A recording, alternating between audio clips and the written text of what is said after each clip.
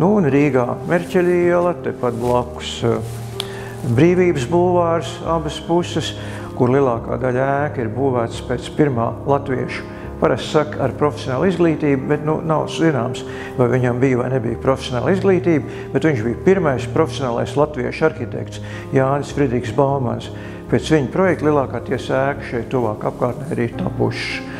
Un, ja mēs ejam pa Brīvības bulvāru, tad ļoti labi var redzēt šo ārkārtīgi vienmērīgi piesātināto fasāžu apdari, šo apdares būvplastiku, kurā ir tā vai citādi interpretēti dažādi klasiski ornamenti.